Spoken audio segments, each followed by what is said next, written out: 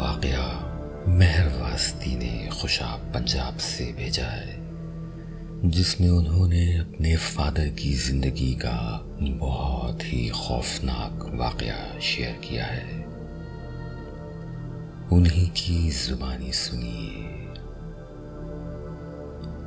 میرے فادر بتاتے ہیں، میرے سب سے بڑے بھائی کے پیدا ہونے کے بعد میری اماں کی کچھ ایسی حالت ہو گئی تھی کہ وہ زیادہ تر بے ہوش رہتی اور ہوش میں آنے پر میرے بھائی اور میرے ابا کو مارنے کے لیے دوڑتی۔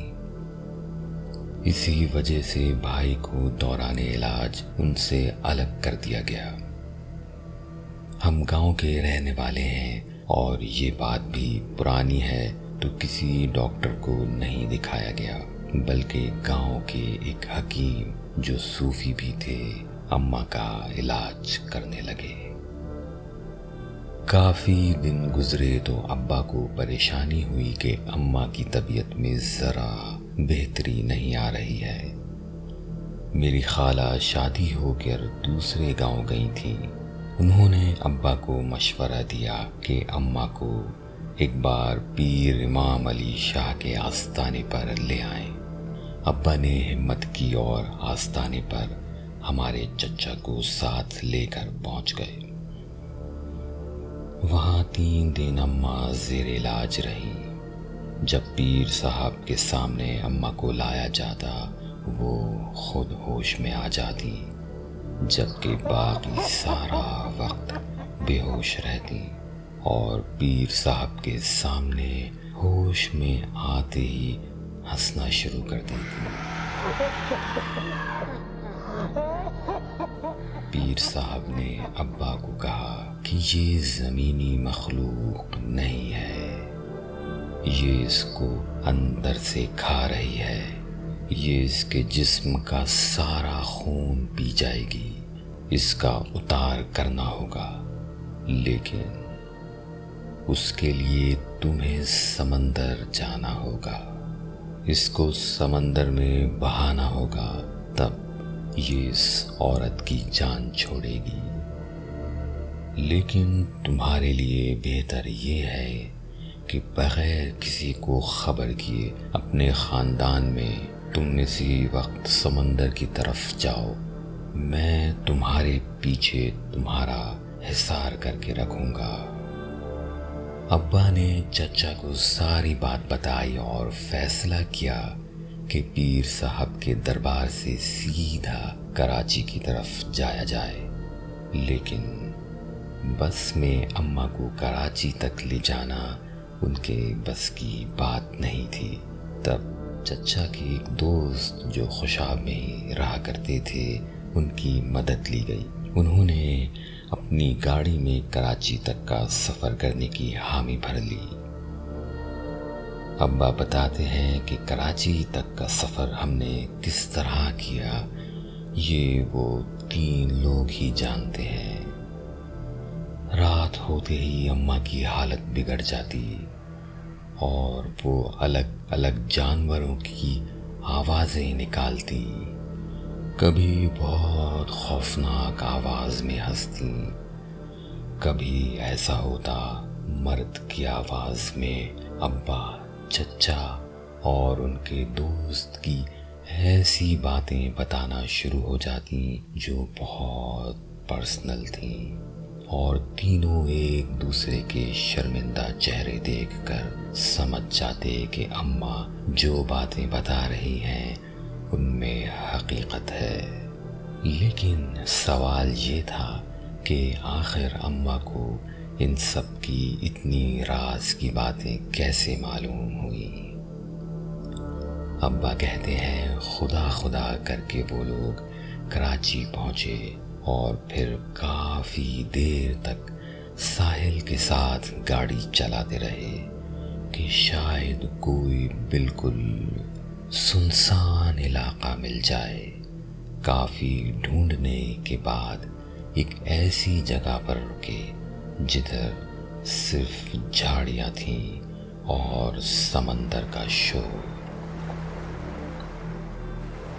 دور دور تک نہ روشنی، نہ کوئی انسان نظر آتا تھا۔ چچا اور ان کے دوست کی ہمت نہیں تھی کہ وہ نیچے اتر کر سمندر تک جائیں۔ مجبوری میں ابا نے اکیلے اماں کو بہت مشکل سے اٹھا کر جھاڑیوں سے ہوتے ہوئے سمندر کی طرف چلنا شروع کیا۔ ابا کہتے ہیں کہ اندھیرے اور سمندر کے شور کے ساتھ اماں کی غراہٹ اور ہنسی سے ان کی بھی ٹانگیں کانپ رہی تھیں، لیکن اتنی دور آنے کے بعد واپسی ممکن نہیں تھی۔ خوف سے ابا کے آنسو نہیں رک رہے تھے، وہ چلتے چلتے دل میں ورد کر رہے تھے۔ ایسا لگتا تھا سمندر دور ہوتا جا رہا ہے اور ابا چلتے جا رہے ہیں۔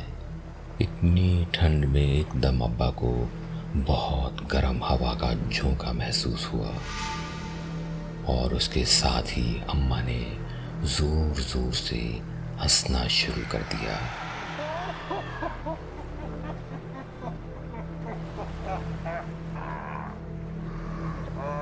ابا خوف سے کھڑے کچھ سوچ نہیں پا رہے تھے کہ ابا کو کسی عورت کی آواز آئی جو ان کا نام لے کر پکار رہی تھی۔ یہ آواز 2 بار بہت قریب سے آئی، پھر ایک بار بالکل کان میں آواز سنائی دی۔ جب آواز آتی اماں زور زور سے ہنسنے لگتی۔ ابا نے فیصلہ کیا کہ وہ اب اور آگے نہیں جا سکتے، اور انہوں نے بہت ہمت کر کے اماں کو دوبارہ اپنے کندھے پر ڈالا۔ جیسے ہی ابا واپسی کے لیے مڑے تو ابا کو دوبارہ ان کے کان میں ان کا نام لے کر آواز آئی، لیکن یہ آواز ان کو بالکل ایسی لگی جیسے خوشاب والے پیر کی تھی۔ ابا کو یاد آیا کہ انہوں نے کہا تھا وہ غائبانہ طور پر ان کے ساتھ ہیں، تو ابا کو تھوڑی ہمت ہوئی اور وہ واپس سمندر کی طرف مڑ گئے۔ ابا کے لیے ان جھاڑیوں میں بھاگنا بہت مشکل ہو رہا تھا، اور بار بار ایسا لگتا تھا کہ کبھی ایک طرف کوئی ان کے ساتھ چل رہا ہے، کبھی دوسری طرف۔ جب جھاڑیاں ختم ہوئیں اور وہ سمندر کی طرف بڑھے تو ان کو وہاں 2 آدمی کرسیوں پر بیٹھے نظر آئے، جو ساحل پر ایک کیبن کے ساتھ کرسیاں لگا کر بیٹھے تھے۔ ابا کو دیکھتے ہی وہ دونوں کھڑے ہو کر ابا کی طرف بھاگے اور اماں کو نیچے اتار کر ابا کے ہاتھ پیچھے باندھ دیے۔ ابا ان کی وردی دیکھ کر سمجھ گئے کہ یہ کوئی فورس کے لوگ ہیں۔ ابا نے بڑی مشکل سے ان کو سمجھانے کی کوشش کی، لیکن وہ لوگ ابا کی بات سننے کو تیار نہ تھے۔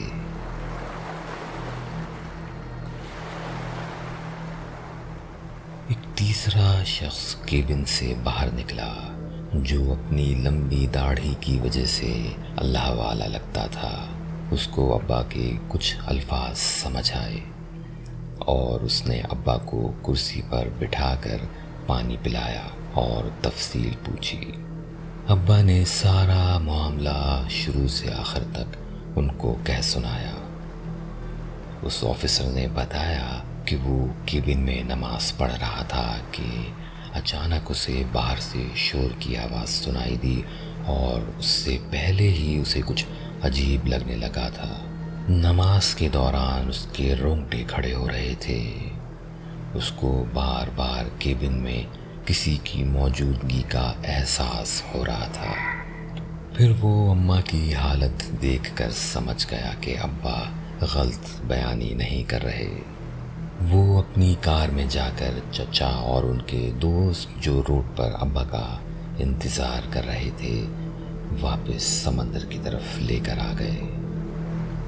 ان لوگوں نے بتایا کہ ادھر ان لوگوں کی روز کی ڈیوٹی ہوتی ہے اور یہاں ایسا کچھ نہیں ہوتا جیسا ابا کے ساتھ جھاڑیوں میں ہوا تھا۔ اس کا مطلب تھا ابا کو جو بھی چیزیں ڈرا رہی تھیں وہ اماں کے اوپر جو مخلوق تھی اسی کی وجہ سے تھی۔ ان لوگوں نے ابا کی بہت مدد کی۔ ان تینوں آفیسرز نے ابا کا وظیفہ مکمل کروایا اور ان میں سے ایک آفیسر اپنی گاڑی میں حیدرآباد تک ان کی گاڑی کے ساتھ ساتھ آیا۔ ابا بھی کہتے ہیں کہ وظیفہ مکمل ہونے کے بعد 2 سال تک پیر صاحب کے آستانے پر جاتے رہے اور اس کے بعد طبیعت بالکل ٹھیک ہو گئی۔ پیر صاحب کا کہنا تھا وہ سمندری مخلوق تھی جو واپس اپنے قبیلے میں لوٹ گئی۔